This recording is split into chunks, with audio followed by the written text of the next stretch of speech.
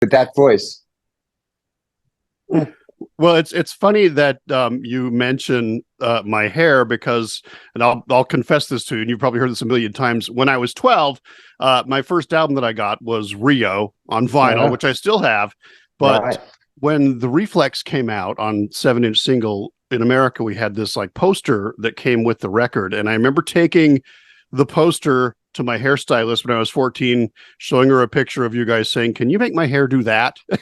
So, Were you involved in the Salt Lake punk scene? Because that was it was a big thing there, wasn't it? It was, yeah. I mean, with the movie SLC Punk, I wasn't necessarily in the punk thing. I was more into, the new wave stuff, like you guys and like New Order and Depeche Mode and that sort of thing. Yeah, yeah. But for me, having this opportunity to chat with you right now, and then for the show that's coming up in June, this is going to be amazing. Like, it's been a wild year. Well, really last year for Duran Duran, the Rock and Roll Hall of Fame, and then some notable performances, and then this huge tour.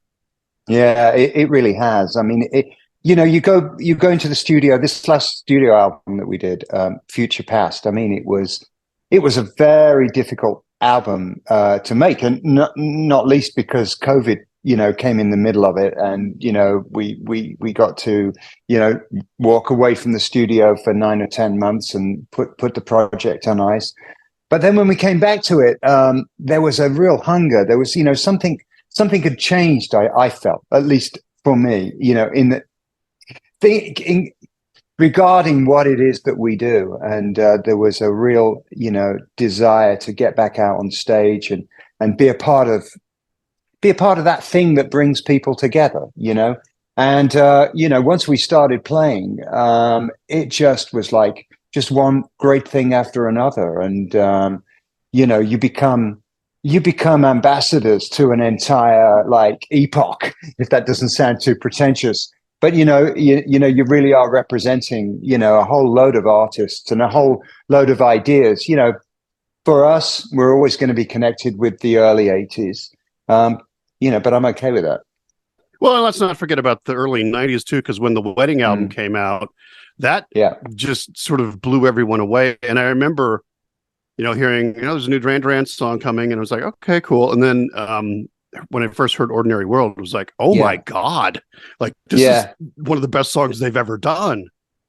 That was a difficult album too. I mean, actually, the Wedding album is really, it's a very varied album. There's all sorts of things. There's like trance. There's like Mancunian funk on it. There's ballads, and it's really a band sort of like trying to find its way. But at least being comfortable to try different things. Ordinary World was just one of those songs. I mean, you're lucky if you write one song like that in your career, and just from the moment we finished it just like people would listen to it and their faces would change. They just kind of come over with a sort of I don't know, some kind of recognition. That was the tour on that album in the 90s. That was the last time I got to see you guys in Salt Lake City. So I'm very excited for the show coming up here in June. Now, I like the fact that you're bringing Nile Rodgers and Chic along, because for those that don't know, Nile Rodgers, brilliant producer, did a lot of work with you guys in the early days. How cool is that? Yeah, well, it's really, I mean, their show, I would urge anyone that is coming to this show, to be here from the beginning, because Nile and Chic, particularly, what you're going to see with that band, no one else is doing. This is like heavy funk dance R&B of the fourth dimension, and yes, it's an incredible playbook that they have, but the way that they play, I mean, there's nobody else. We've done quite a few shows with last year with Nile and Chic, and there's just nobody else I'd rather have on the bill. It's just their family, but it's more than that. It's such inspiration, and when you're taking the stage after a band like that, you've just got to, you've got to bring it. You have a distinctive way of adding the bass to the Duran Duran songs. And, some of that I can kind of feel maybe you're influenced by some of Niall's work. Definitely. I mean, Niall's partner in Chic, Bernard Edwards. I mean, he was really the first bass player that I listened to and thought, oh, maybe I could be a bass player.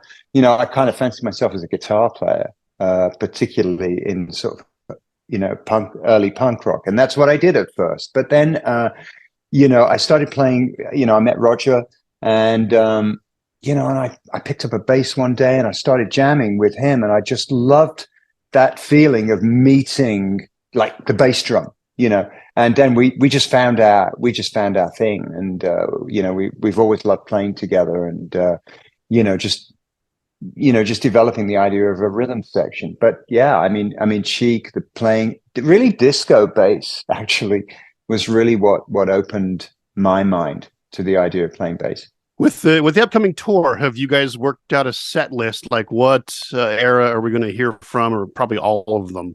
Yeah, I mean, it's you're really trying to. It's like putting together a retrospective. It's a retrospective. You want to take people on the journey.